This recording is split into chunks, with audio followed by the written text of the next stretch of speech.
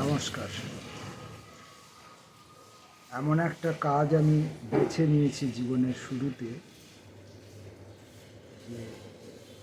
যে কাজটা সংসার জীবনে, সমাজ জীবনে বিশেষ কোনো মূল্য নেই, প্রায় মূল্য নেই বললেই চলে, বলা যায়।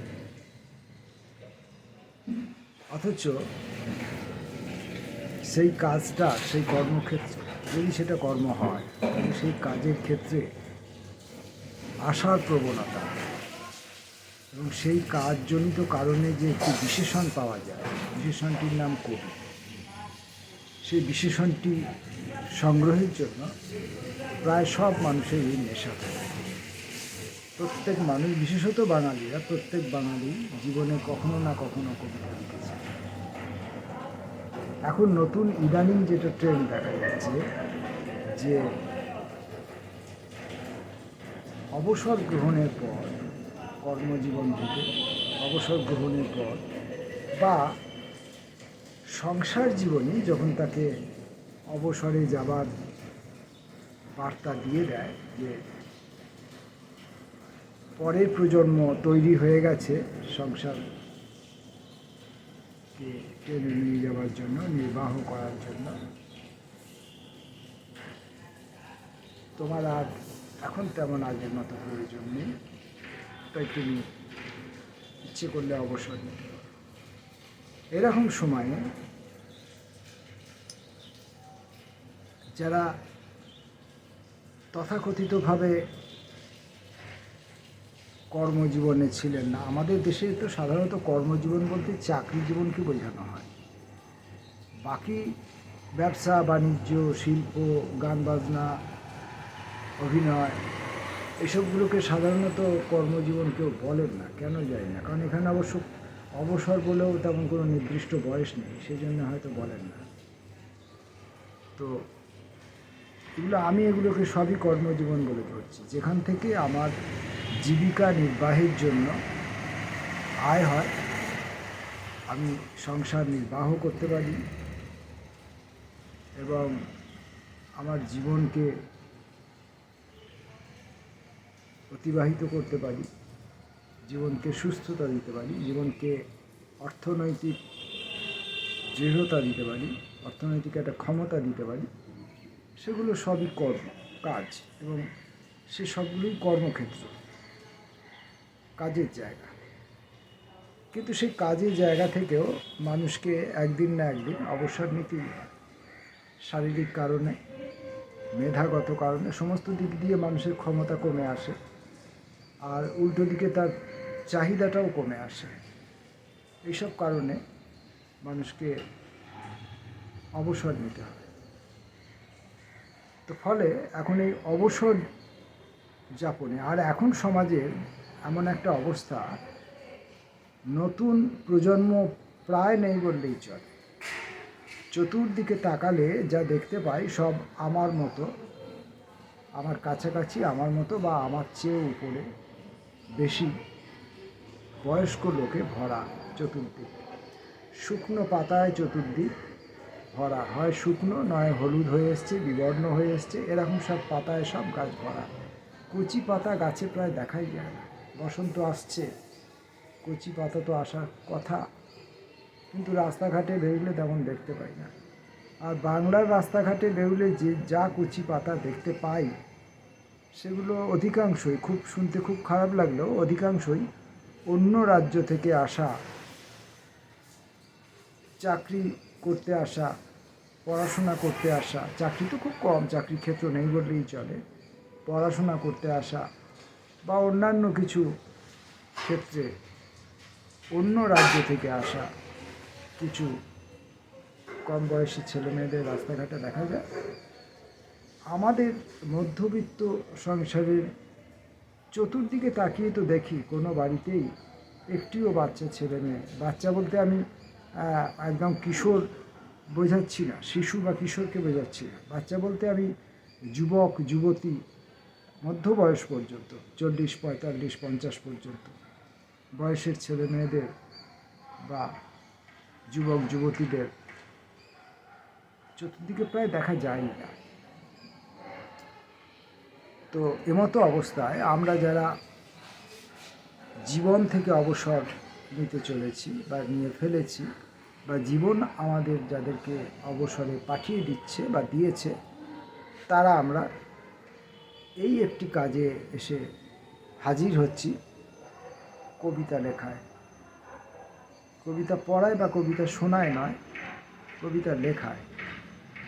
আর কবিতা লেখা খুব সহজ কাজ, কারণ বাবা মা আমাকে বর্ণপরিচয় শিখিয়েছিলেন, আমার মাতৃভাষায় বর্ণপরিচয় শিখিয়েছিলেন। আমি নিজেকে দিয়েই এগুলো উপলব্ধি করি। বাবা মা আমাকে বর্ণপরিচয় শিখিয়েছিলেন, আমি নিজের ভাষায় নিজের নাম লিখতে পারি।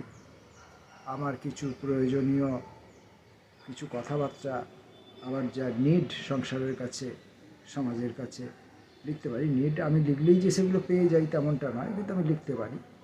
আমার কিছু দুঃখ, আমার কিছু ব্যথা, আমার কিছু যন্ত্রণা, আমার কিছু হিংসা, আমার কিছু গাত্রদাহ, আমার কিছু লজ্জা, আমার কিছু ঘৃণা, আমার কিছু পরশ্রী কাতরতা, এই সব আমি খুব লিখতে পারি। কখনো খুব গুছিয়ে সুন্দর করে লিখতে পারি, কখনো এলোমেলো করে লিখি, ঠিকমতো করে লিখে উঠতে পারি না, কিন্তু লিখি।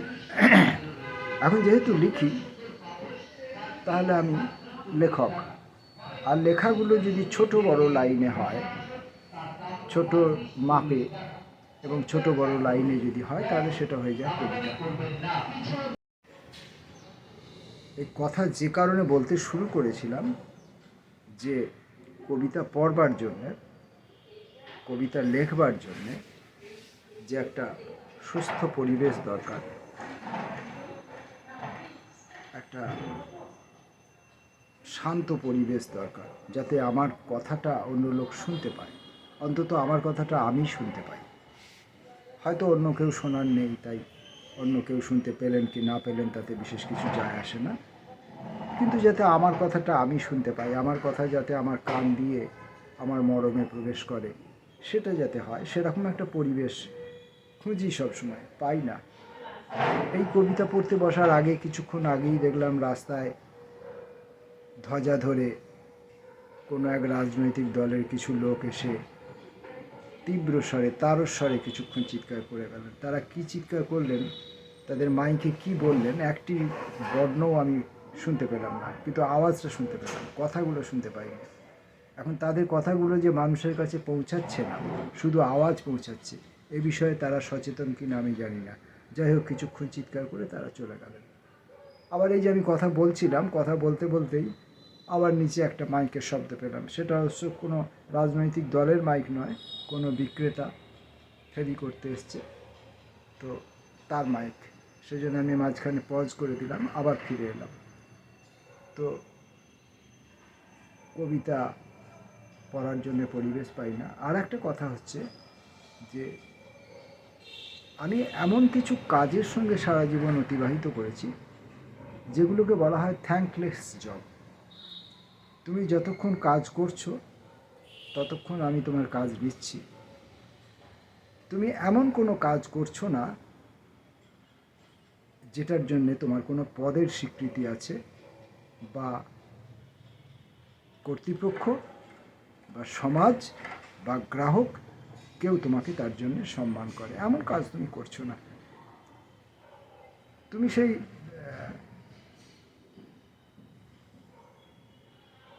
গাধার মতো, ঘোড়ার মতো, বা একদল ভেড়ার মতো, তোমাকে যা করতে হবে তুমি করে যাচ্ছ। তো এটা একটা বিষয়, আমি অন্য দিন এটা নিয়ে একটা আলোচনা করব, যে গোটা দেশটা, আমাদের দেশ বা সমাজের যা কাজকর্ম হয় সেগুলো কারা করে অ্যাকচুয়ালি।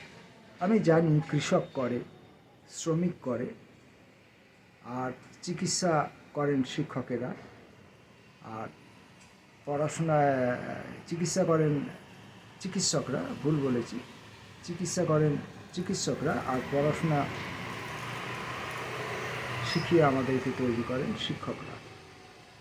কিন্তু গোটা দেশটার যাবতীয় অফিসিয়াল কাজ, দপ্তরের যে কাজ, যে কাজের উপর প্রত্যেকটি বিভাগ নির্ভরশীল, সেটা চিকিৎসা বিভাগ হোক, শিক্ষা বিভাগ হোক, স্বাস্থ্য দপ্তর হোক, সরকারের উচ্চপদস্থ যে কোনো সরকারি অফিস, রাষ্ট্রপতি ভবন হোক, প্রধানমন্ত্রীর অফিস হোক, মুখ্যমন্ত্রীর অফিস হোক, যে কোনো জায়গা, এমনকি বেসরকারি যে সমস্ত সংস্থাগুলি, তাদের যে সমস্ত কাজকর্ম, তার যে অফিসে যে সমস্ত কাজকর্ম হয়, সমস্ত জায়গায় যারা কাজ করেন তৃণমূল স্তরে তারা হলেন কেরানি, করণিক।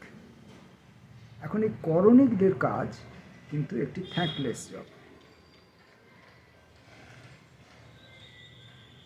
সেটা নিয়ে পরে কোনো দিন একদিন এটা নিয়ে কিছু বাজে কথা বলা যেতে পারে। বাজে কথা শোনার লোক তো তেমন নেই, বাজে কথা তেমন কেউ শোনে না। এখন যাই হোক, আমি এবার এইসব প্রসঙ্গ থেকে সরে যাব। আমি কি বলতে শুরু করেছিলাম ইতিমধ্যে ভুলে গেছি। কেন আমি এইসব কথায় এলাম ইতিমধ্যে ভুলে গেছি। তো আমি পত্রিকা থেকে কবিতা পড়ব এখন। এমন একটি পত্রিকা থেকে আমি কবিতা পড়ব যে পত্রিকা বাংলা কবিতায় ইতিহাসে, বাংলা কবিতার ইতিহাসে ভালো একটা বড় জায়গা জড়ো করে আছে। সে বাংলা কবিতার কতটা উপকার করেছে, কতটা অপকার করেছে, সেগুলো সব গবেষণার বিষয়, সেগুলো সব পণ্ডিতদের মতামতের বিষয়। আমি সে বিষয়ে যাব না, যাবার ক্ষমতাও নেই আমার। কিন্তু সে পত্রিকাটি দীর্ঘদিন ধরে এবং একজন উজ্জ্বল জ্যোতিষ্কের হাত ধরে সে পত্রিকাটি চলেছিল। সেখানে প্রচুর কবি, ছোট বড়, তথাকথিতভাবে ছোট বড় প্রচুর কবি সেখানে লিখেছেন। বয়সের দিক দিয়ে, দক্ষতার দিক দিয়ে, নামের দিক দিয়ে, বিভিন্ন কারণে তারা ছোট বড়, তো তারা সব লেখালেখি করেছেন। না, এইসব পত্রিকায় আমি কখনো, আমার লেখা কখনো ছাপা হয়নি। তার কারণ কি? কারণ কিছু আছে। সে কারণটা সম্পূর্ণটাই আমার, যে আমার অযোগ্যতা, আমি কবিতা লিখতে শিখিনি। কিন্তু পরবর্তীকালে আমি উপলব্ধি করেছি যে এই কবিতার পুরো জগৎটাই সম্পর্ক দিয়ে চলে, নৈকট্য দিয়ে চলে, এবং আরও ভালো কথায় যদি বলা যায়, আরও ভালো কথা নয়, আরও যদি নগ্ন ভাষায় যদি বলা যায়, তাহলে খোসামত দিয়ে চলে। তো এর কোনোটাই আমি করিনি। আমি নিজে কখনো কবিতা পাঠাইনি। আমার বিশ্বাস ছিল আমি যদি লিখতে পারি কবিতা, তাহলে কেউ আমার কাছে লেখা চাইবেন সম্মান দিয়ে। কিন্তু অল্প কিছু মানুষ ছাড়া, অল্প কিছু বন্ধুবান্ধব ছাড়া কেউ সেরকম সম্মান দিয়ে লেখা চাননি। আর চাননি বলেই আমি কখনো লেখা পাঠাইনি। এখন এত বাংলায় যে এত এত পত্রপত্রিকা বেরোয়, খুব নামি দামি পত্রপত্রিকা বেরোয়, খুব বড় বড় মোটা মোটা সাইজের লিটল ম্যাগাজিন, তারা লিটল কিন্তু বেশ বড়, স্বাস্থ্যবান। আবার অনেক অখ্যাত ছোটোখাটো হাজার হাজার পত্রপত্রিকা বেরোয়। তার যদি চৌহদ্দিটা ঘুরে দেখেন, দেখবেন প্রায় সম্পূর্ণটার মধ্যেই কোথাও আমি নেই। আমি কোথাও আছি, এটা বিন্দুবৎ দেখাই যাবে না। তাহলে এর দ্বারা প্রমাণিত হয় কি, যে হয় আমি কবিতা লিখিনি, অথবা আমি কবিতা লিখতে জানি না। এই দুটো সরল সিদ্ধান্তে আসা যেতে পারে যে আমার কবিতা পদবাচ্য নয়, তাই এইসব পত্রিকায় এসব কবিতা ছাপা হয়নি। যদিও আমার এক বন্ধু আমাকে মাঝে মাঝে হয়তো প্রবোধ দিয়ে থাকে, হয়তো বলে থাকে, প্রবোধ দিয়ে বলে থাকেন যে আমার কবিতা বুঝবার জন্যে আরও 20-30টা বছর, 50টা বছর অপেক্ষা করতে হবে, পরে লোকে বুঝবে যে আমি কী লিখেছি। শুনতে ভালো লাগে, মানসিক একটা তৃপ্তি পাওয়া যায় যে তাহলে আমি ব্যতিক্রমী কিছু লিখেছি। এই যে এত সব পত্রিকায় এত এত হাজার হাজার কবির লেখা বারবার রিপিটেডলি প্রায় সব পত্রিকাতেই সব কবির লেখা দেখতে পাওয়া যায়। কথা বলতে বলতেই আবার সেই মাইকে ঘোষণা করা সেই ফেরিওয়ালাটি আবার চলে এসেছিল, তাই আমাকে কথা বন্ধ করতে হয়েছিল। তো এই যে এত এত কবিরা এত এত পত্রিকায় রিপিটেডলি বারবার লেখেন, তাহলে এই বন্ধুর কথা যদি সত্যি হয়, তাহলে ওই কবিদের থেকে আমি স্বতন্ত্র। আমি এমন কিছু লিখছি যা ভবিষ্যতে যার মূল্যায়ন হবে, এবং আমি নিশ্চয়ই এদের থেকে অনেক বড় কবি বলে প্রমাণিত হব। আমি সব বিশ্বাস করি না। আমি বিশ্বাস করি না।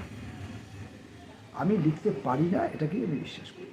আর এটাও আমি জানি যে আমার লেখা ছাপানোর জন্য আমি কারোর সঙ্গে কোনো ব্যক্তিগত সম্পর্ক করিনি, কারুর পায়ের তলায় বসে ছবি তুলে ফেসবুকে পোস্ট করিনি, কারুর কাছে আমার লেখা বইটা উপহার দিয়ে তার সঙ্গে ছবি তুলিনি, বা আড়ালে অন্য জায়গায় রাজনৈতিক কারণে বা অন্যান্য কারণে তাদের সম্পর্কে বিরূপ সমালোচনা করলেও তাদের সামনে গিয়ে ভক্তিতে মুগ্ধ হয়ে পড়িনি, মুগ্ধতা প্রকাশ করিনি। এ কারণে হয়তোবা আমি পরিচিত হয়ে উঠতে পারিনি, আমি নিজেকে নিজে দেখাতে পারিনি, তাই আমি এখন এই যে পত্রিকাটি থেকে আমি কবিতা পড়ব, সেটি কৃত্তিবাস, বিখ্যাত পত্রিকা, আপনারা জানেন। এটি কৃত্তিবাসের নবপর্যায়ের 48তম সংখ্যা, অক্টোবর ডিসেম্বর 2013। এখন প্রশ্ন হচ্ছে, কৃত্তিবাস পত্রিকাটা আমার হাতে এসে পৌঁছালো কী করে? আমি তো কৃত্তিবাস কখনো কিনি না, গ্রাহক নই, আর কৃত্তিবাসে আমি কখনো লিখিও নি। তাহলে এই কৃত্তিবাসের এই পত্রিকাটি আমার হাতে এসে কী করে পৌঁছালো? এই উত্তর আমার কাছে জানা নেই। হতে পারে কোনো বন্ধু কৃত্তিবাসের এই পত্রিকাটি সংগ্রহ করে আমাকে পড়ার জন্য দিয়েছিলেন, যাতে কৃত্তিবাস পড়ে আমি লেখালেখি শিখতে পারি, এটা হতে পারে। দুর্গাপুরে একবার কৃত্তিবাসের অনুষ্ঠানের আয়োজন হয়েছিল জানি, একবার না কবার আমি জানি না, একবারের খবর আমি জানি। আয়োজন হয়েছিল, আবার পরিচিত কয়েকজন অনুজ কবিরা সে অনুষ্ঠানে গিয়েছিলেন। আমার ডাক পড়েনি, আর আমি কখনো রবাহুত হয়ে কোথাও যাই না। যেমন আমি রবাহুত হয়ে কবিতা পাঠাই না, তেমনি রবাহুত হয়ে আমি কোনো অনুষ্ঠানে যাই না, সেটা যত বড় নক্ষত্রের ডাকা অনুষ্ঠানই হোক না কেন। তো এখান থেকে আমি অল্প কিছু কবিতা পড়ব। অনেক বিখ্যাত লোকের কবিতা আছে, সেগুলো পড়ব না। আবার জানি না যাদের কবিতা পড়ছি তারা হয়তো পরবর্তীকালে বিখ্যাত হয়ে উঠেছে, তাই বিখ্যাত অখ্যাতর বিতর্ক থাক। পড়ব বিদর্শী চক্রবর্তী। বেলুর মঠে সন্ধ্যা, ভেসে আসে কবেকার সন্ধ্যার সুর, উজানের ঢেউও আসে, ভেজে পা, আর পার জুড়ে দাগ ছিল যত, কলঙ্ক বুঝেছিল নদী, মুছেছিল ক্ষত। শোক ভাসে, গ্লানি ভাসে, ভেসে যায় বিষাদের অদ্ভুত মুখ, আনমনা আধারে প্রদীপ জ্বেলেছ যত, প্রাচীর ভেঙেছে সন্ন্যাস, শাশ্বত তুমি। কবিতাটি ছিল বিদর্শী চক্রবর্তী। পরের কবিতাটি পড়ব রাজদীপ পুরী। জোড়া গির্জার উপর ঝুঁকে থাকে কোজাগরি চাঁদ, ভূতের শহর জানে কতটা সোনায় মিশে থাকে, ঠিক কতখানি খাদ, নিকোটিনে হলদে আগুন, মাঝরাতে জেগে উঠে ছুঁয়ে যায় পিয়ানোর বিট, সপ্তসুর ভেসে থাকে ছোট ছোট নীর।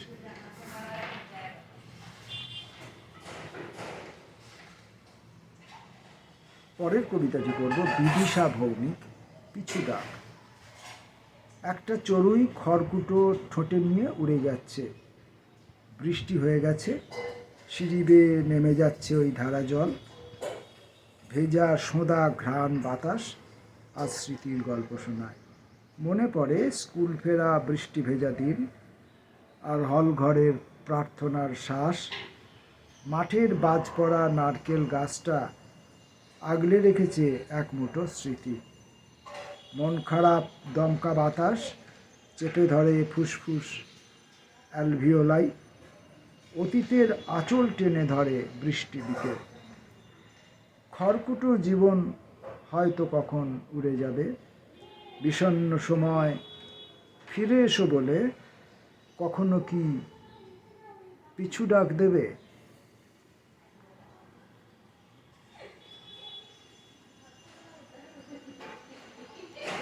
মৈথিলী অমূল্য রতন।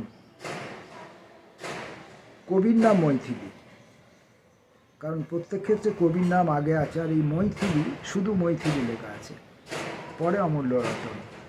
তাহলে কবির নাম মৈথিলী, কবিতার নাম অমূল্য রতন।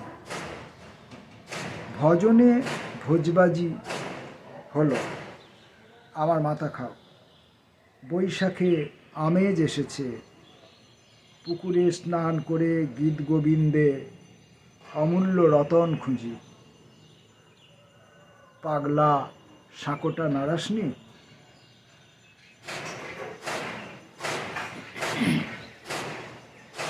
পরবর্তী কবি সঞ্জয় সোম। দুঃসময়ে একটি প্রেমের কবিতা। যতদিন বাঁচব দুঃসময়ের কাছে জেগে থাকা শিখে নেব। দুঃসময় বলবে ঠিক কী কবিতা লিখব, কেন লিখব। তোমার এবং আমার মধ্যে মিলগুলো হলো আমাদের কবিতা, পরস্পরকে ছুঁয়ে যাচ্ছে বলেই কবিতা। সময়ের ডানা বহন করে চলে, আবার এক বৃষ্টিতে দুজনে একসঙ্গে কোনো গোলাপ ফুল দেখি। দুজনের নিজের ভেতর প্রেম এসে যাবে, তখন দুঃসময়ে একটি প্রেমের কবিতা হবে দুজনের মধ্যে কারো। এক দৃষ্টিতে দুজনের একসঙ্গে কোনো গোলাপ ফুল দেখি। একই দৃষ্টিতে দুজনে একসঙ্গে গোলাপ ফুল দেখছি। দুজনে যখন একই দৃষ্টিতে দেখছি তখনই সেটা কবিতা হবে। অভিজিৎ বেরা।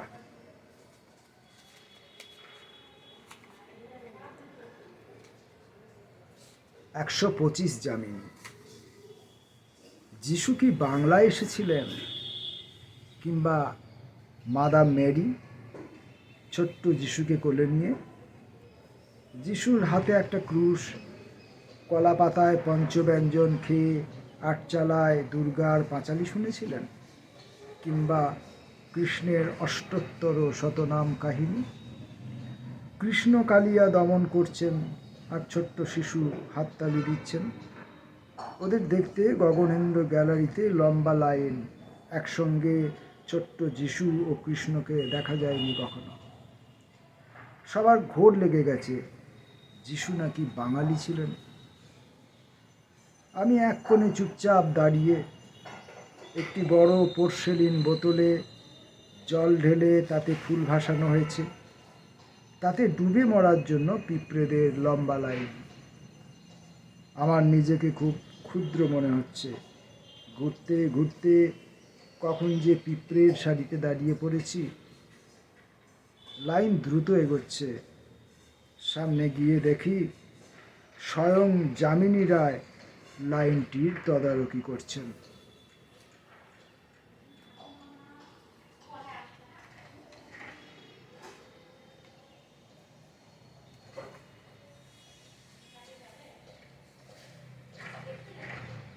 আর কি দু একটি কবিতা পড়া যায়?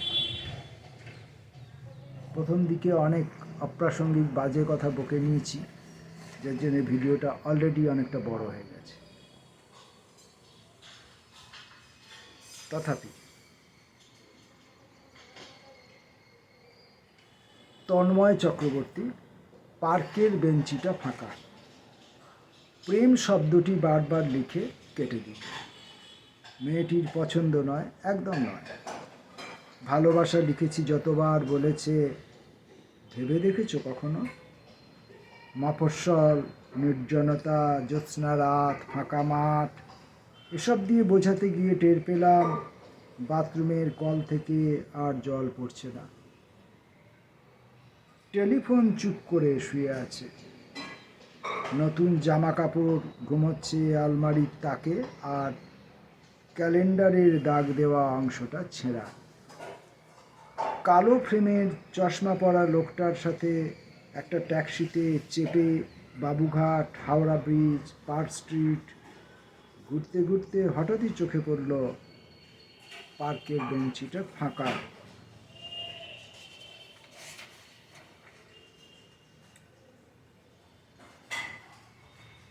অরিন্দম রায়, পিতা ও পুত্র। ছেলে হিসি করে ফেলে, আমি বিছানা পাল্টে দিই। ছেলে হিসি করে ফেলবে তাই ঘন্টায় ঘন্টায় ঘুম থেকে উঠে ওকে হিসি করাই। ছেলে আমার কোলে কাদার তালের মতো ঘুমিয়ে থাকে। কাদা যতক্ষণ নরম ততক্ষণই ভালো লাগে, শক্ত হয়ে গেলে কাদা ঢিল হয়ে যায়। আমার বাবার কাছে আমি যেমন একটা ঢিল। আরেকটু বয়স বাড়লে বাবা যদি বিছানায় হিসি করে ফেলে, আমি কি কাপড় পাল্টে দেব?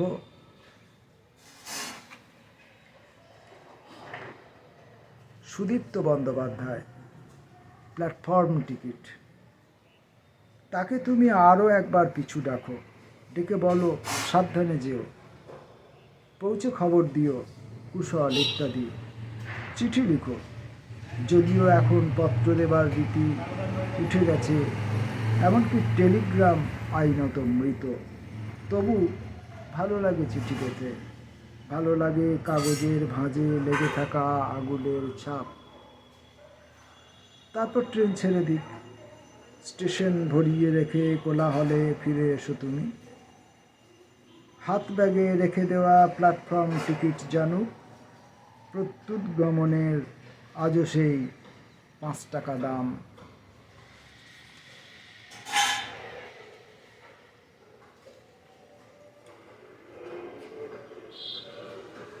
অনেক কবির কবিতা পড়ছি যাদেরকে আমি চিনি না, কোনোভাবেই চিনি না, ব্যক্তিগতভাবে চেনার তো কোনো প্রশ্নই নেই। বিদ্রোহী রায়, বাঁশিওয়ালা। বাঁশি যখন বাজা শুরু হয়েছে তখন চট করে থামবে না। মিষ্টি, টক, ঝাল, নোনতা যাই লাগুক, বাঁশিওয়ালারা ঠিক করেছে বাঁশি তারা শোনাবে। যদি যেতে হয় জেলে, উঠতে হয় ফাঁসির মঞ্চে বা গিলোটিনে, বসতে হয় ইলেকট্রিক চেয়ারে, তো ভি আচ্ছা, পৃথিবী বুঝে নেবে। বলো। গোলাম মোর্শেদ চন্দন, স্রোতের সংসারে। আচ্ছা, কবিতাটার নাম বেহালা। গোলাম মোর্শেদ চন্দন, বেহালা। স্রোতের সংসারে জন্ম যার, সে তো খুঁজবেই কচুরিপানার ভাসমান আশ্রয়। যদি কোনো দিন থামে বৃষ্টি, স্রোতের কোলাহল লাজুক মুখে ভুঁইফোর হয়ে লুকাবে গর্তে। সে আমার পাওনার অধিক অবিকৃত প্রেম, কাগুজে নয়, তবু তার চেয়ে বেশি গন্ধরাজ ফুল, লেবুর কচি পাতা, বিরহে বেহালা একা। অনেক কবিতা পড়লাম, প্রচুর কবিতা পড়লাম।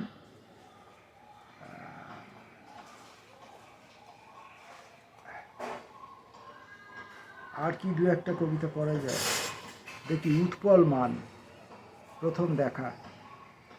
চিকেন স্যুপ আর ঠান্ডা নিয়ে বসে আছি, কেউ কোনো কথা বলছি না। টেবিলের তলায় পা হাঁটুতে হাঁটু, চোখ যাচ্ছে জ্বলন্ত আলোয় ভেসে। যা খাবে খাও, রিচার্জ করেছি কার্ড, সহস্র টাকায়, নো প্রবলেম, আঙুলে আঙুল।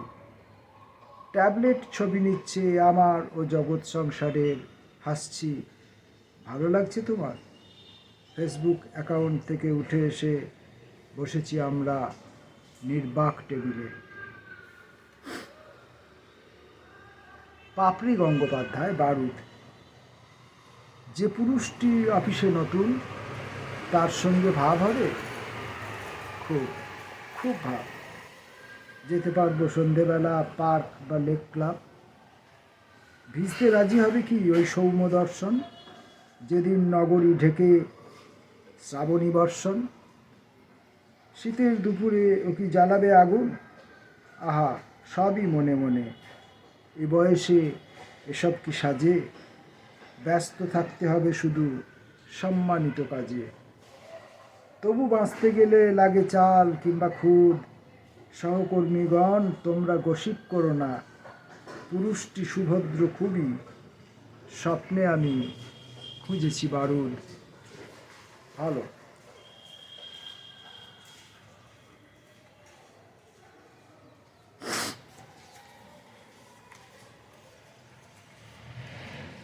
আরও অনেক বড় সড়ো বিখ্যাত কবিদের, অধিক পরিচিত কবিদের কবিতা আছে, সেসব দিকে আর আমি পা বাড়াচ্ছি না। আপাতত আমি কৃত্তিবাস অক্টোবর ডিসেম্বর 2013 সংখ্যা থেকে এই কবিতা কটি পড়লাম। কৃত্তিবাসের কবিতা, কৃত্তিবাস থেকে পড়েছি, বহুল পরিচিত পত্রিকা, নামী কবিতা, নামী লোকের সঙ্গে সম্পর্কিত কবিতা, কৃতিবান কবির সঙ্গে সম্পর্কিত কবিতা এবং অজস্র কৃতি কবি এখান থেকে বাংলা কবিতাকে শাসন করেছেন। আরও একটি শাসনের সঙ্গে আরও একটি দুটি ক্রিয়াপদ দেয়া যেত, সৌজন্যবশত সেগুলো আমি দিচ্ছি না। তো ফলে কৃত্তিবাসের কবিতা আপনারা নিশ্চয়ই শুনবেন এবং মতামত দেবেন। আপনারা মতামত দেন না, শোনেন নাও, লাইকও করেন না। আমার উদ্দেশ্য হচ্ছে কবিতাগুলো নতুন যারা কবিতা লিখতে আসছেন বা যারা লেখার মধ্যে চর্চার মধ্যে রয়েছেন, চেষ্টা করছেন, তারা সেলফি না তুলে, বিভিন্ন কবিতার অনুষ্ঠানে অ্যাটেন্ড না করে, ব্যক্তিগত সম্পর্ক গড়ার চেষ্টা না করে শুধু কবিতা পড়ুন, কবিতা শুনুন, কবিতা আলোচনা করুন, কবিতার বই কিনুন, কবিতার পত্রিকা কিনুন, করে নিজেকে তৈরি করুন। আমার মনে হয় তাতে করে আপনাদের কবি জীবন উন্নত হবে আর আপনাদের ব্যক্তি জীবনও উন্নত হবে, মান সম্পন্ন হবে, মেরুদণ্ড ঋজু হবে, আত্মসম্মান উজ্জ্বল হবে। কবিতা হবে কি না হবে সে তো বলবে জীবনের শেষ পর্যায়ে গিয়ে। যেমন আমি এখন এই জীবনের এই পর্যায়ে এসে বুঝেছি একটিও কবিতা লিখতে আমি পারিনি। কবিতা লেখার নামে আমি কেবল সময়কে হত্যা করেছি। নমস্কার।